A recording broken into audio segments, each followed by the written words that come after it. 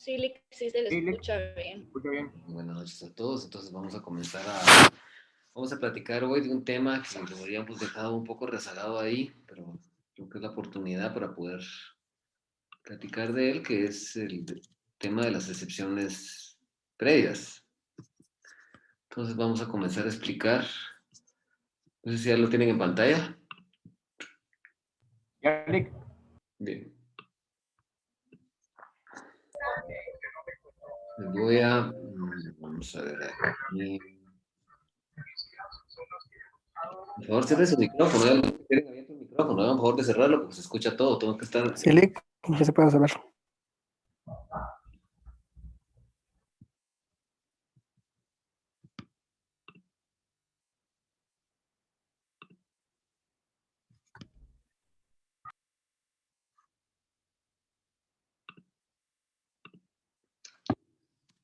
Voy a dejar el link de asistencia ahí, por favor, para que puedan... No sé si ya lo ven.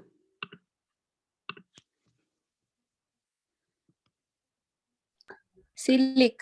Muy bien. ¿No? Sí, Lick, gracias. Ok. Y aquí vamos a hablar de las excepciones previas. Perdón que me contacté un poquito tarde el día de hoy, pero...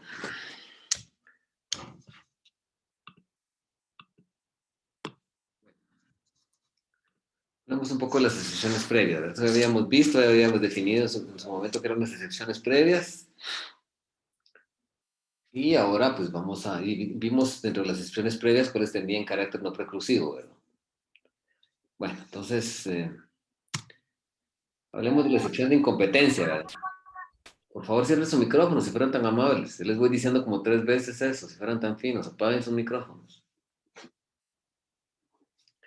Bueno, entonces les explicaba que la excepción de incompetencia, pues, fundamentalmente es una excepción previa que se debe interponer cuando se promueve la demanda ante un juez que carece de competencia, que no debe conocer ese proceso de conocimiento conforme a las reglas de competencia. ¿Qué quiere decir esto? Por ejemplo, que nosotros intentamos promover una demanda, pues pusimos algunos casos ahí en el examen, ¿verdad? Nosotros queremos promover una demanda por una cuantía de 100,000 quetzales y la promovemos ante el juez de paz. A ver, que alguien me responda, ¿cuál sería el juez competente aquí en Jalapa por una demanda de 100,000 quetzales?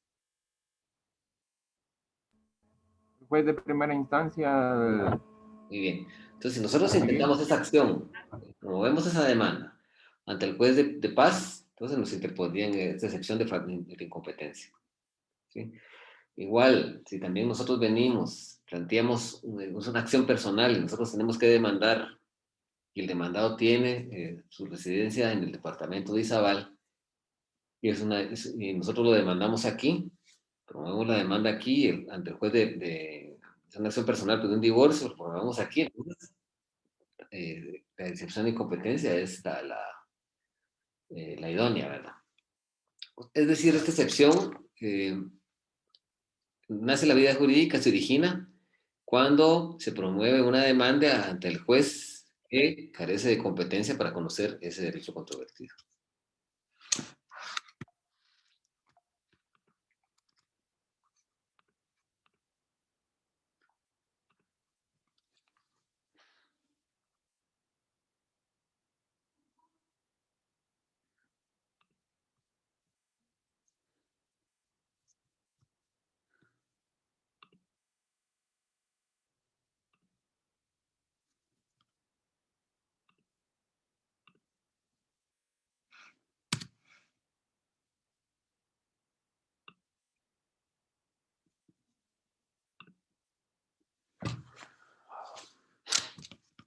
¿Hay alguna duda con respecto a esto?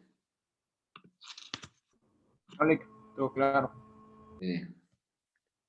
Bueno, entonces hablemos de la segunda sección de esta tarde, la excepción previa de demanda defectuosa. O sea, en el artículo 61 establecen cuáles son los requisitos de toda primera solicitud.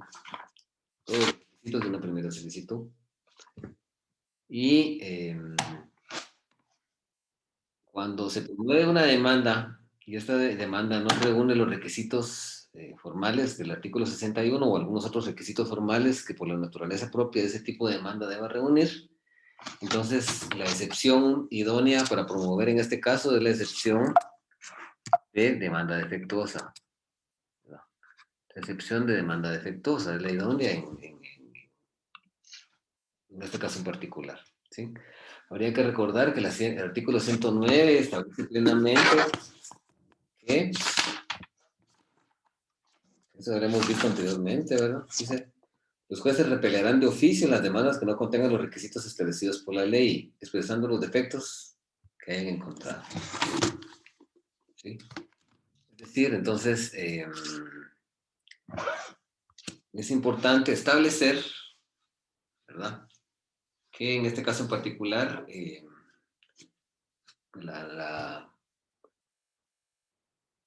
la excepción idónea, cuando no reúnen la demanda, tiene ciertas formalidades, no solo las que están en el 61, sino que hay unas formalidades propias de la acción que se debe promover. Entonces, cuando se omite alguna de esas formalidades, entonces el camino específico es, como les había dicho yo, que en el artículo 61 establece la residencia del demandado y que si se ignora se debe consignar eso, por eso rechaza. Ustedes ofrecen como medio de prueba un documento y consignan que es de fecha 15 de febrero del año de 2020, pero no tiene esa fecha, sino que es 15 de marzo, por eso se lo rechaza. Y si al juez se le fuera ese tipo de errores, que tienen la obligación él de rechazar de oficio, conforme al artículo 109, pues entonces el camino adecuado sería una excepción de demanda defectuosa. ¿Hay alguna duda al respecto? No, Lick. Muy bien. Esta demanda siempre la interpone el juez, ¿verdad, Lick? No, fíjese, ¿cómo así? No entiendo. Esta excepción siempre la interpone el juez, o sea, Fíjese que el juez no puede interponer como dice excepciones. que, El que va a interponer pero excepciones es el sí, demandado. por eso me confunde, porque como usted dice que el juez rechazará eso si está defectuoso, entonces por eso me quedé así como en la luna de, o sea, sí la parte tiene que pedir interponer esa excepción, o cómo, por eso. Sí, mire, cuando nosotros analizamos las excepciones previas, establecimos en esa oportunidad que quien interpone esas excepciones es el demandado. ¿Sí? Entonces el demandado es el que tiene que interponer una excepción de demanda defectuosa. O sea, si el juez llegara de oficio, el juez de oficio, usted promueve una demanda. Y si su demanda tiene algún defecto de forma, ¿verdad? El juez, con base en el artículo 109, puede rechazar de oficio la demanda. Así que lean ese artículo otra vez, por favor.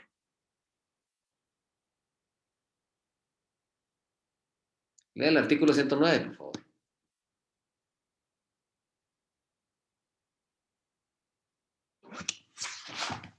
El artículo 109, que acabamos de leer, establece que Comisión de requisitos legales. los jueces se pelearán de oficio las demandas que no contengan los requisitos establecidos por la ley, expresando los defectos que hayan encontrado. Cuando usted promueve una demanda, quien va a calificar esos defectos es el secretario del juzgado junto con el juez. Califican la demanda y si la demanda no reúne algún requisito, pues la van a rechazar de oficio, porque ese artículo tiene esa obligación. El juez, por mandato legal, de rechazar. Pero si el juez no rechaza esa demanda, entonces ya nosotros venimos, promovemos una excepción de demanda defectuosa, que creo que yo les mandé ya un ejemplo de eso, ¿verdad? ¿Tienen un ejemplo de eso, no? Entre los que le envié. Entonces, la promueve el demandado. Hay que recordar que quien interpone las excepciones es el demandado. ¿Sí? El demandado es el que va a interponer esa excepción. No sé, compañeros, si ahí queda a salvo ya su respuesta, Sí, ya sí. queda su duda Hoy ya sí, resuelta. ya ¿Cómo? me quedó claro. Lo que me confundía era de que, o sea, que no habían tomado en cuenta de que era cuando el juez no rechazaba eso de oficio. Exactamente. Y pues lo tuviera que rechazar de oficio. Pero si no lo hace, entonces ahí nosotros tenemos que tener la habilidad para promover la excepción de demanda defectuosa y hacérselo ver, ¿verdad? Bueno, agradezco mucho su intervención. Bueno, ahora vamos a seguir. Lick, ¿Sí? disculpe, ahí se saltó una, le faltó la litis dependencia. Estaba Ah, atrás. litipendencia, perdón. Muchas No lo gracias. explicó. Muy amable, muy amable, muy amable. Bueno, hablemos de la litipendencia. Yo creo que creo que hay alguien en sala de espera, permítame. No, no había nadie. Bueno, vamos a hablar de la litispendencia. Perdón, se me fue esa por estar aquí hablando.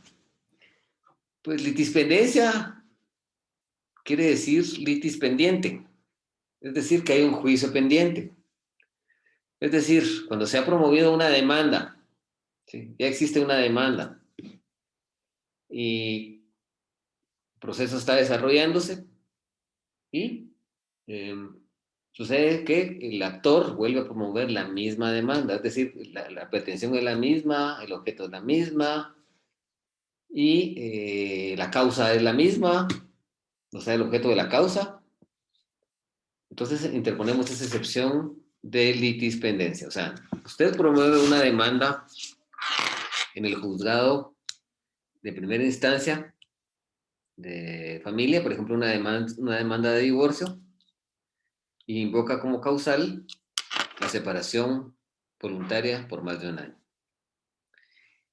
Y entonces después usted viene y promueve esa misma demanda a la misma persona, la demanda es idéntica, vuelve a utilizar la misma causal, solo que la persona la demanda en otro juzgado. Supongamos en el juzgado de primera instancia de familia de Jutiapa.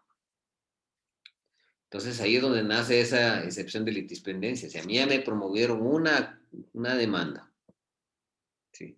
Y el actor me vuelve a demandar en otro juzgado, donde las partes son las mismas, donde el objeto es el mismo, donde la pretensión es lo mismo, entonces esa es la excepción que es idónea para extinguir este segundo o ulterior proceso. Yo tuve un caso en donde a una cliente mía la estaban demandando, le promovieron una demanda de divorcio y la causal que invocaron fue la ausencia inmotivada por más de un año. Como vieron aquí en Jalapa, pues ambos eran de aquí, eran de San Manuel Chaparrón. La señora me contrató mis servicios y entonces promueven la demanda de divorcio. La causal era como les digo, la ausencia inmotivada. Y promueven esa demanda, yo encontré algunos vicios o defectos y promoví una excepción de demanda. No, perdón, contesté la demanda, en ese caso contesté la demanda, pero el proceso se quedó trabado porque el demandado no cumplió con garantizar las pensiones de los hijos.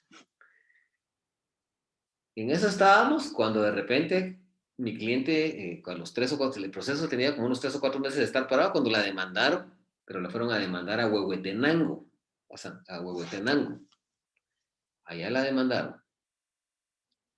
La demandaron en Huehuetenango y entonces nosotros indispusimos esa excepción de litispendencia, ¿verdad? Porque ya existía este proceso aquí y entonces se extinguieron ese proceso de allá, ¿verdad? Lo archivaron porque existía un proceso aquí, ¿verdad? Bajo esa circunstancia. Entonces, si hay alguna duda en cuanto a este respecto, por favor, aprovechemos y leamos el artículo 540 del Código Procesal Civil y Mercantil. Por favor, a ver. 540, litisdependencia. Cuando la demandada entablada en un proceso sea igual a otra, cuando la demanda entablada en un proceso sea igual a otra que se ha entablado ante el juez competente, siendo unas mismas las personas y las cosas sobre las que se litigan, se declarará la improcedencia del segundo juicio y se condenará al actor en costas, daños y perjuicios. Muy bien. ¿Hay alguna duda respecto a eso de la litispendencia?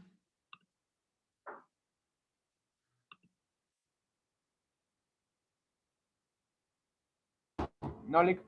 No, no hay ninguna duda. Compañeros, por favor, pregunten porque este es el momento. ¿No hay ninguna duda? ¿Se me escucha mejor cuando tengo audífonos o sin audífonos? Sin audífono, Lic. Sin audífonos se escucha mejor la clase. Perfecto. Bueno, haremos ahora de la excepción previa de falta de... No, Lick.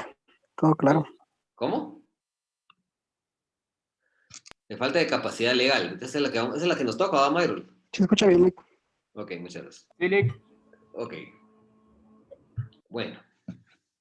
Como ustedes saben, la capacidad es la actitud que una persona posee o puede para poder ejercer sus derechos y controlar obligaciones. Es un atributo de la personalidad, ¿verdad? De conformidad con el artículo 8, los menores de edad son incapaces. Las personas mayores de edad que están declaradas en estado de interdicción son incapaces. Entonces, cuando se dan estos casos que una persona, la que demanda, es incapaz, entonces el camino más adecuado es interponer esa excepción de falta de capacidad. Por favor, Abner. Veamos el artículo 8 del Código Civil, por favor.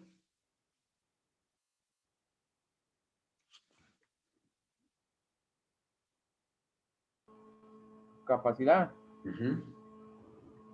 Capacidad. La capacidad para el ejercicio de los derechos civiles se adquiere por la mayoría de edad. Son mayores de edad los que han cumplido 18 años. Los menores de edad que han cumplido 14 años son capaces para algunos actos determinados por la ley. Leamos ahora el 9, por favor, el 9º, artículo 9 del Código Civil. Incapacidad. Los mayores de edad que adolecen de enfermedad mental que los priva de discernimiento deben ser declarados en estado de interdicción. Puede asimismo ser declarados en estado de interdicción las personas que por abuso de bebidas alcohólicas o de estupefacientes se exponen ellas mismas o exponen a sus familiares a gravames perjuicios económicos. La declaratoria de interdicción produce desde la fecha en que sea establecida en sentencia firme incapacidad absoluta de la persona para el ejercicio de sus derechos, pero los actos anteriores a tal declaratoria pueden ser anulados si se probare que la incapacidad existía notoriamente en la época en que se verificaron. Muy bien. El artículo 44 habla de la capacidad también, de la capacidad procesal, dice. Tendrán capacidad para litigar las personas que tengan libre ejercicio de sus derechos. Pero cuando hablamos aquí de libre ejercicio de sus derechos es que tengan capacidad de ejercicio. Porque lo que origina esta excepción es que la persona no tenga capacidad de ejercicio. ¿Es porque es menor de edad? Porque es una persona mayor de edad que está privada del discernimiento. Dice, la persona que no tenga libre ejercicio de sus derechos no podrá actuar en juicio sino representadas, asistidas, autorizados conforme a las normas que regulen la capacidad. Las personas jurídicas litigarán por medio de sus representantes conforme a la ley, sus estatutos y la escritura social. Las uniones, asociaciones, comités, cuando no tengan personalidad jurídica, pueden ser demandadas por medio de sus presidentes, directores o personas que públicamente actúen en nombre de ellos. El Estado actuará por medio del Ministerio Público. ¿Hay alguna duda en cuanto a esto de la capacidad?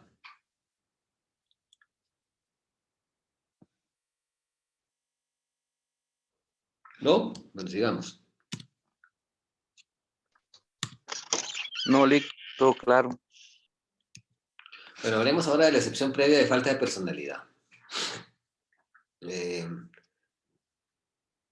Pues esta excepción se origina fundamentalmente cuando la persona que comparece a juicio no tiene las calidades necesarias para comparecer a juicio. Es decir, la persona no es el titular de los derechos que pretende hacer valer en juicio. La persona a la cual la persona que está demandando o la cual estamos demandando no tiene la titularidad activa o pasiva. Es decir, nosotros venimos y demandamos la reivindicación de un bien y estamos demandando a la persona que no es la propietaria de ese bien. Venimos y estamos promoviendo promovemos una demanda de fijación de pensión de alimentos. Resulta que el hijo demanda al papá, pero el hijo ya tiene 18 años. Entonces no se hace excepción de falta de personalidad. Entonces, fundamentalmente, la persona no tiene, de conformidad con el derecho sustantivo, con el derecho sustancial, no tiene esas calidades que la ley exige. ¿Sí? Esa cualidad no le impide a la persona responder de la obligación que se pretende ser valida a través de la protección de la demanda. Y eso se llama carecer de legitimatio ad causam, para ser parte. O sea, el sujeto no es no es el sujeto legítimo del hecho concreto, motivo de juicio. ¿Sí? Yo quiero demandar a una persona, quiero pedir la restitución de un bien que esta persona me quitó, pero esa persona no lo tiene en su poder, jamás me lo quitó. ¿Sí? Yo quiero demandar a una persona reivindicando una propiedad de un bien, pero resulta que esa persona no lo tiene en su poder. Deseo demandar de alimentos al papá de un menor, porque nunca le ha pasado alimentos, pero resulta que el papá de ese menor, pues, no tiene capacidad económica, ¿no? Y así, ¿no? O simple y sencillamente no es su papá, nunca lo reconoció, por lo tanto no tiene esa calidad que exige la ley, ¿verdad? Lo he tratado como hijo, han vivido en el mismo techo, todo el mundo tenemos la creencia excepcional que es su hijo, pero cuando vamos a leer el certificado de nacimiento, el papá nunca lo reconoció. Entonces, ahí se da esa falta de personalidad, ¿verdad? Porque ese sujeto no tiene las calidades que la ley exige. Por favor, No pregúnteme. tiene legitimidad. ¿Cómo? No tiene legitimidad. ¿Cómo? No tiene legitimidad. Exactamente. No tiene legitimidad para responder en juicio. Ni la legitimidad activa ni la pasiva. La legitimidad activa es la que tiene el actor para promover la demanda. Y la legitimidad pasiva es la que tiene el demandado para contestar la demanda, interponer excepciones previas, interponer excepciones perentorias, para contestar en sentido negativo, interponer excepciones perentorias, para contestar en sentido negativo, interponer excepción perentoria y reconvenir el actor, entonces no va a tener esa calidad.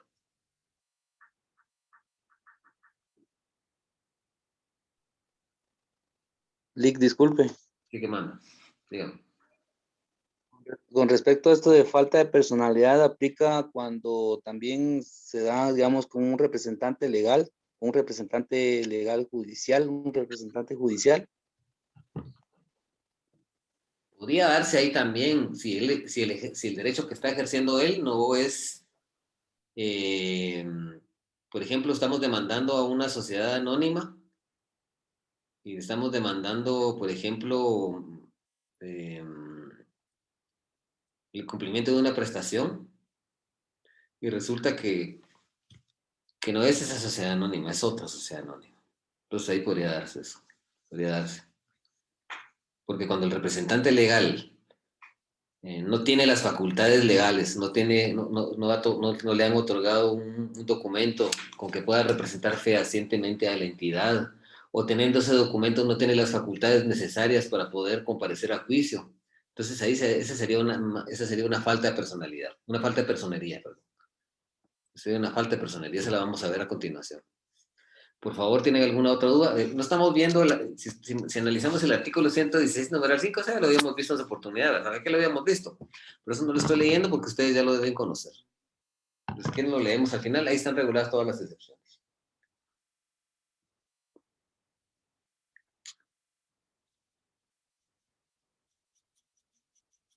¿Tienen alguna otra duda? No, Lick. Sigamos entonces.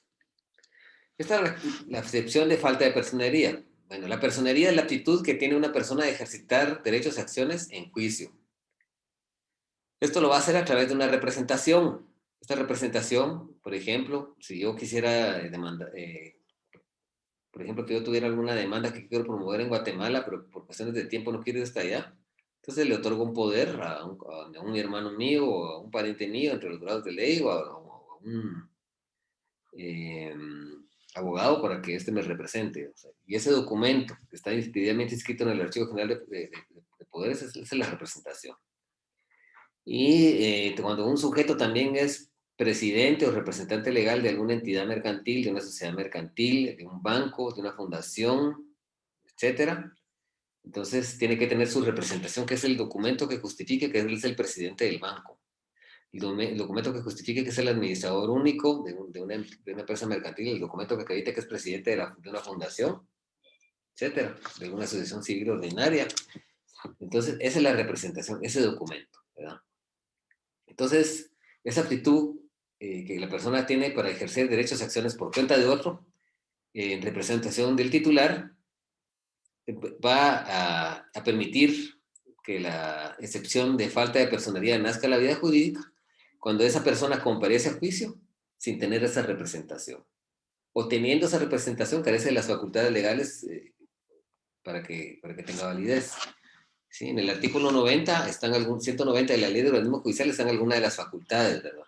Que establece la ley. Por ejemplo, establece varias, ¿verdad? Pero, por ejemplo, si dentro de las facultades no se le dio la de poder demandar a otro sujeto o comparecer a juicio a otro sujeto para diligenciar prueba, ofrecer prueba, promover demandas, interponer recursos y todas las demás acciones, excepciones que establece la ley. Entonces, en ese caso, nosotros podemos interponer una excepción de falta de personería.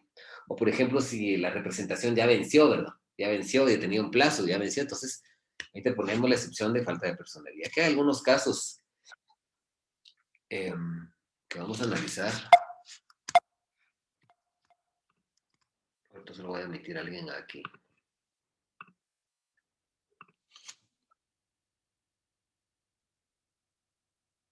Compañeros, quiero comentarles que ya tenemos una lista de asistencia aquí, el link.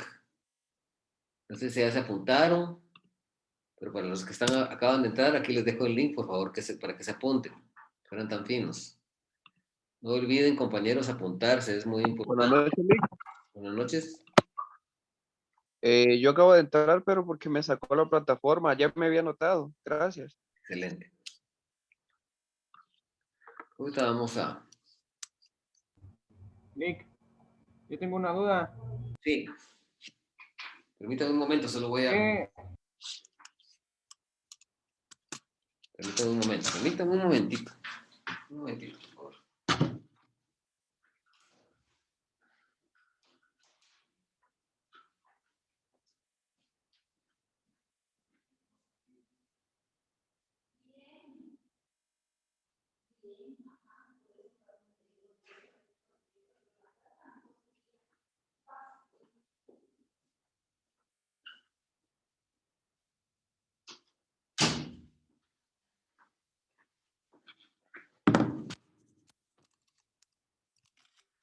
Dígame, ¿cuál es su duda, Mayro? Perdón, es que tenía que tomar una foto, que tengo que tomar todas las veces. ¿Qué pasaría si yo demando a una persona, pero le coloco mal su nombre? ¿Sería falta de personalidad, verdad, Alec? Es falta de personalidad. Es falta de personalidad. De personalidad. A ver, muy bien, gracias.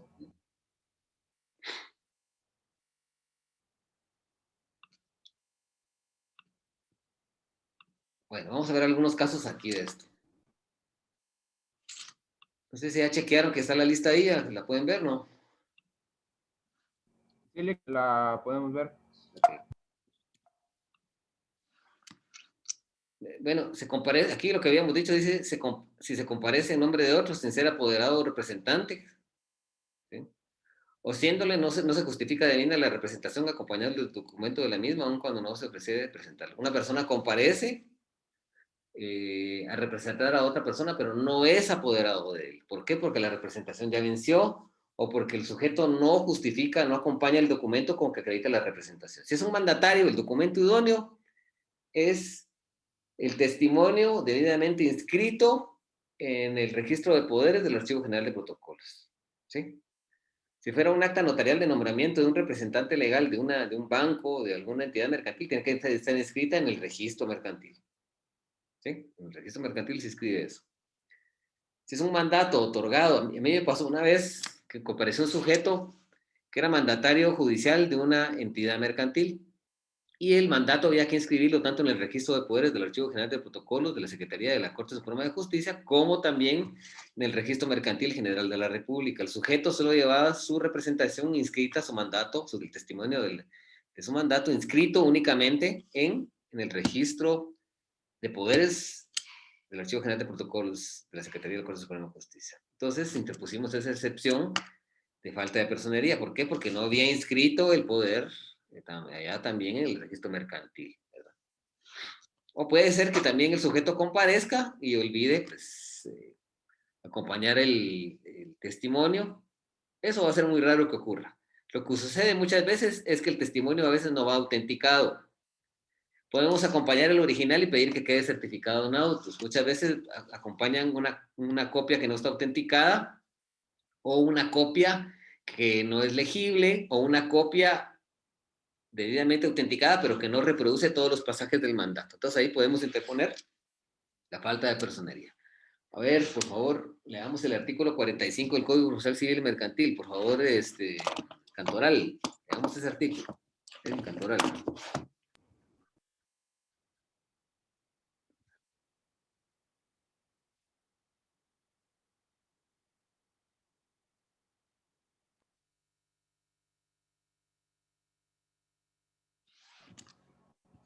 Bueno, a ver, Cindy y Yesenia Moreno, que lea ese artículo, por favor.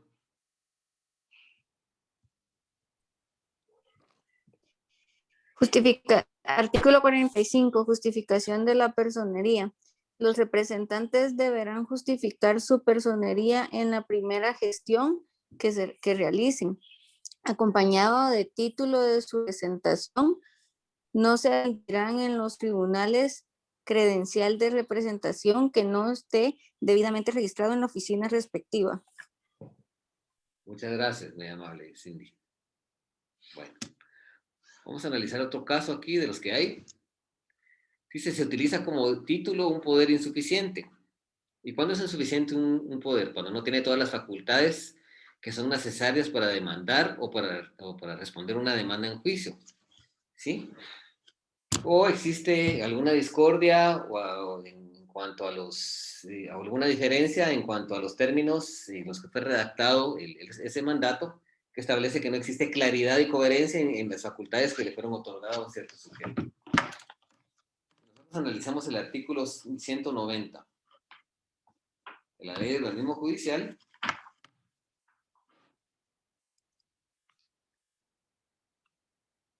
A ver, Astrid del Cid, leamos ese artículo.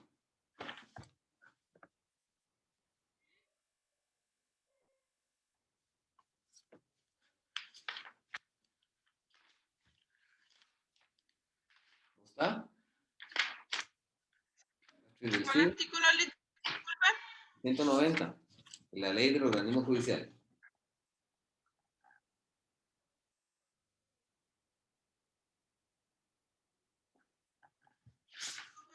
Esa ley no la tengo a la mano.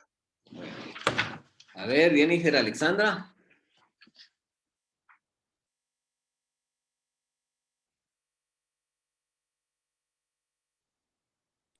Ahorita, Lic. Muy amable.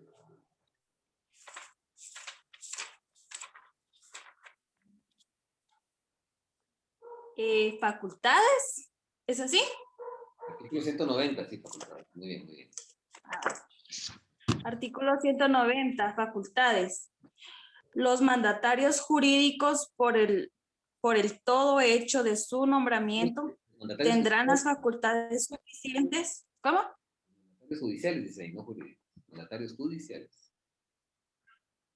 Vuelva a leer, por favor. Lea despacio y tranquilo. ¿Jurídicos, me dice a mí? Mandatarios judiciales, dice aquí en Miguel. Jurídicos tengo yo igual. Ajá. Ley y sí dice jurídicos. Bueno, la reformaron y no me di cuenta. Entonces, no sé si es por la ley que nosotros tenemos, porque al menos la mía es esta. Bien, la mía igual. La mía también dice judiciales. Un código bien gastado y trae todas las leyes aquí. Entonces, no se preocupen. A ver, Jennifer, leamos, por favor.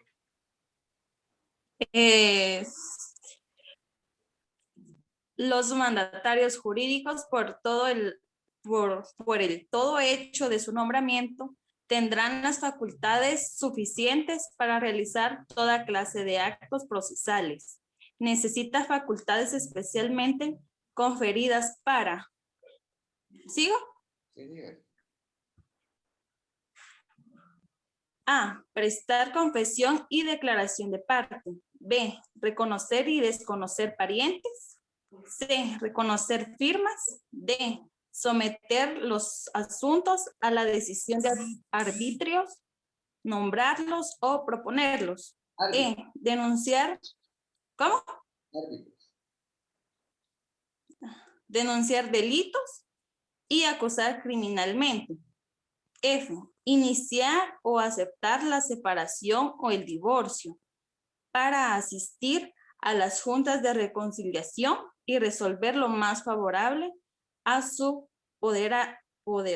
poderdante y para intervenir en juicio de nulidad de matrimonio. G. Prorrogar competencia. H. Allanarse y desistir del juicio, de los recursos, de los ocursos, recursos, incidentes, excepciones y de las recusaciones, así como para renunciarlos. Y celebrar transacciones y convenios son relación al litigio. Condonar obligaciones y conceder esperas y quitas. K. Solicitar o aceptar adjudicaciones de bienes en pago. L. Otorgar perdón en los delitos privados. M. Aprobar liquidaciones y cuentas. N. Sustituir el mandato total o parcialmente, reservándose o no su ejercicio y otorgar los mandatos especiales para las que estuviere facultado en los demás casos establecidos en las demás leyes. Bien.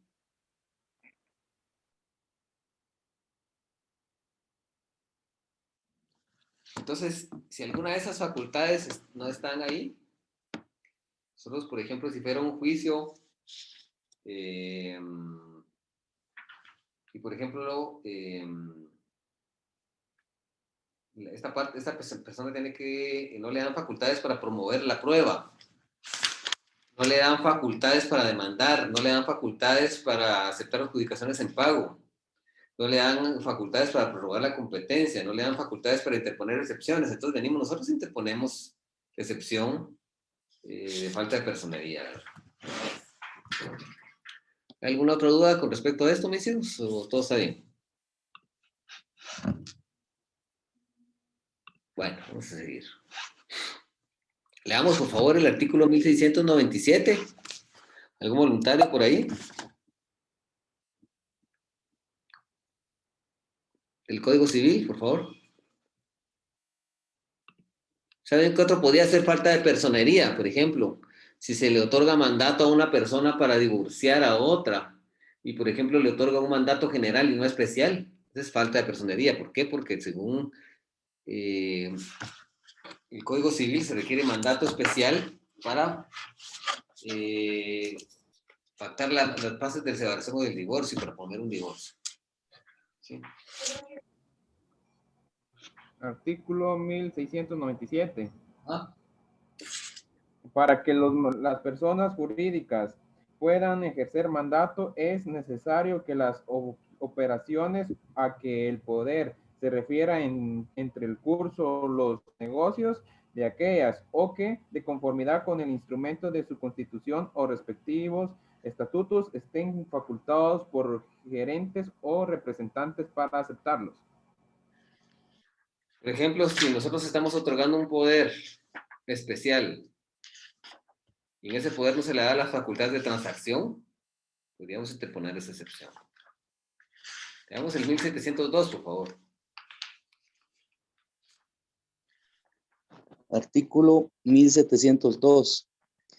El mandato en que se le confiere al apoderado la facultad de otorgar poderes o sustituir el que se le otorga, no autoriza al mandatario para dar facultades no comprendidas en el mandato, ni más amplias que las que le fueron conferidas.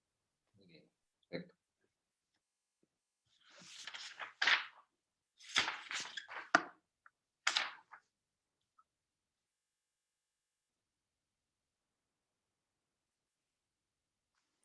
Si alguien viene y otorga un mandato, también tiene que otorgar facultades para sustituir ese mandato en otra persona. Pero si el mandante original no le dio ciertas facultades no obran ciertas facultades en ese mandato, el que lo sustituye y otorga ese mandato a otro, no puede otorgar esas facultades que no fueron otorgadas por el mandante primitivo. Eso se refiere a ese artículo. Yo le doy un mandato a Mayro, por ejemplo, para que promueva una demanda de divorcio, ¿verdad? Y olvidé otorgarle facultades especiales para pactar las bases de la separación y del divorcio. Entonces viene Mayro, ya no quiere seguir, me llama a mí y yo le permito que lo sustituya en otra persona, se lo da a Cindy Moreno, le da el mandato, pero como yo no incluí esa cláusula, él la quiere incluir ahí, no sería válido, no es posible, eso sí no es posible.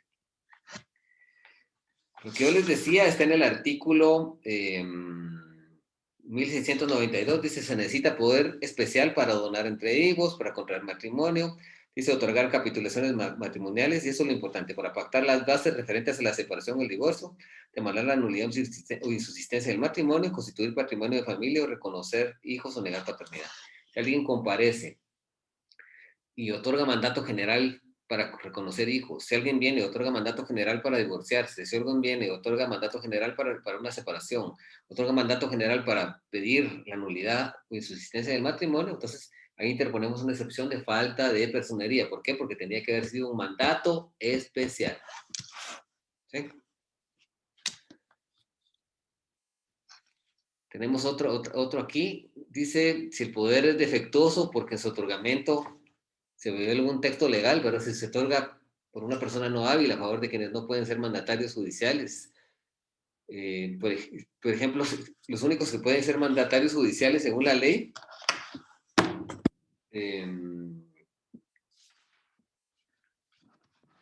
está en el artículo 188. Y dice, mandatarios judiciales.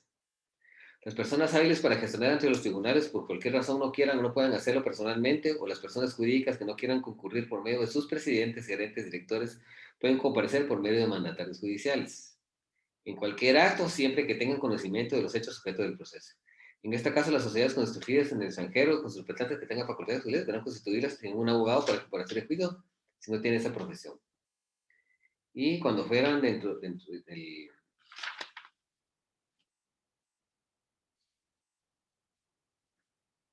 a los parientes dentro de los grados de ley se le pueden otorgar también mandato judicial.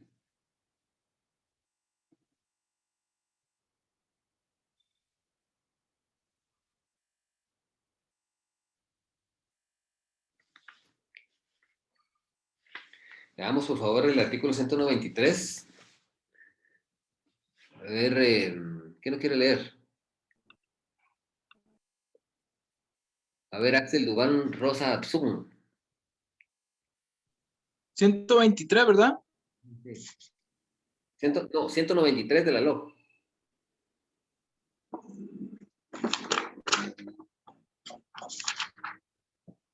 Impedimentos. No pueden ser mandatarios judiciales A, los que por sí mismos no pueden gestionar en asuntos judiciales. B, los que tengan auto de prisión o condena pendiente por cualquier delito, por el tiempo fijado en sentencia. C, quienes no sean abogados, salvo cuando se trate de la representación del cónyuge, de su conviviente, cuya unión de hecho estuviera inscrita en el registro civil respectivo, y de sus parientes dentro de los grados de ley, o cuando el mandato se otorgue para ejercitarlo ante los juzgados menores y únicamente en asuntos que no exceden de 500 quetzales, o ante jueces o tribunales en cuya jurisdicción no ejerzan más de 3 abogados. D, los magistrados, jueces, funcionarios y empleados del organismo judicial y los pasantes y meritorios de los tribunales. E, los funcionarios y empleados remunerados del organismo ejecutivo, con excepción de los que ejercen la docencia o desempeñen cualquier cargo que no sea de tiempo completo. Entonces, estas personas son las que están facultadas para ser mandatarios. Si yo le quiero dar mandato a alguien de carácter judicial, tendría que ser a un abogado o tendría que ser a un pariente mío entre los grados de ley, o mi conviviente también le puedo dar mandato. Pero, por ejemplo, si le doy mandato a mi vecino para que él me represente judicialmente, lo más seguro es que si no le rechazan la demanda, el demandado le interponga la excepción de falta de personería. ¿Por qué? Porque no no puede representarme a mí en juicio. ¿Por qué? Porque está entre las prohibiciones que establece la ley.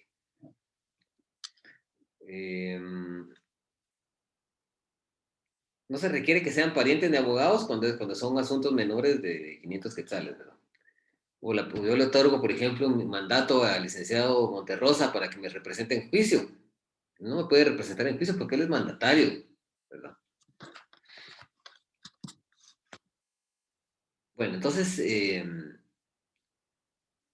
primer lugar, aquí, el primer presupuesto es otorgar a una persona que no es hábil de conformidad con este artículo, ¿verdad? Que pusimos un ejemplo.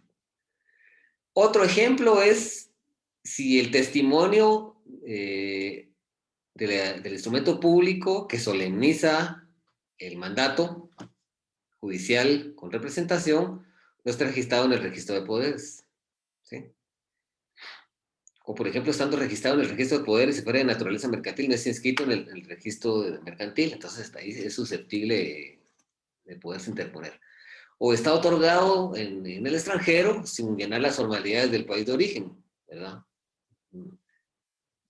Por ejemplo, si se otorgó si en México se establece que se otorga un mandato y tiene que ser en escritura pública y no lo otorgan en escritura pública, sino que en otro tipo de documento, entonces ahí nace a la vida jurídica de ese presupuesto. O también sin que reúna los requisitos de nuestro ordenamiento jurídico vigente, también ahí se da otro presupuesto. Bueno, nos faltan unas cuantas, ¿verdad? Entonces nos vamos a quedar por aquí y el día jueves vamos a seguir con esto. Ya les voy a preparar más material. Vamos a hablar un poquito acerca del juicio ordinario. Vamos a hablar un poquito del juicio ordinario, de todas las incidencias que pueden darse ahí. Primero Dios, que nos quede tiempo para llegar a los recursos, ¿verdad?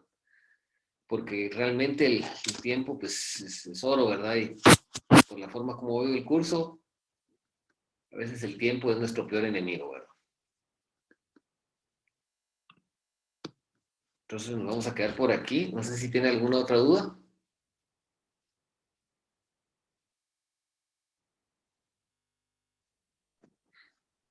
No, Lick. Ok.